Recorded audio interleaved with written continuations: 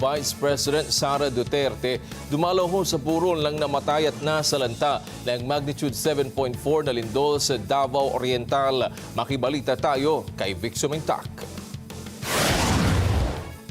Personal na bumisita si Vice President Sara Duterte sa pamilya ng mga namatay sa malakas na paglindol sa Davao Oriental bilang pagpapakita ng pakikiramay at suporta. Nakidalamhati ang pangalawang Pangulo sa mga pamilyang nawalan ng mahal sa buhay at nakipag-usap sa mga lokal na residente para tignan ang kanilang kalagayan.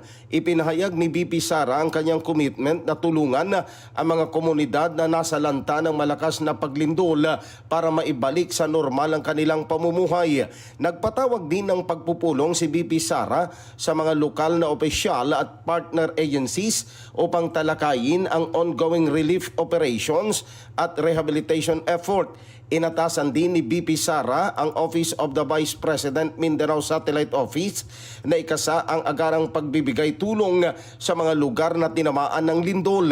Binigyang diin ng Vice Presidente ang kahalagahan ng kooperasyon at pagkakaisa sa panahon ng krisis at nagbigay din ng payo sa publiko kung ano ang dapat na gawin at hindi kalimutan kapag nangyari ang isang malakas na paglindol.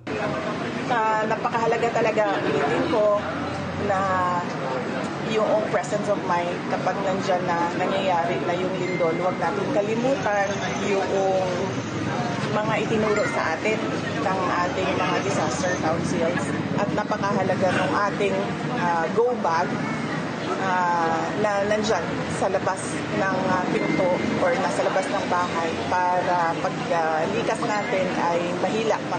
Vic Sumintak para sa Mata ng Agila, matatag, matapang, matapat.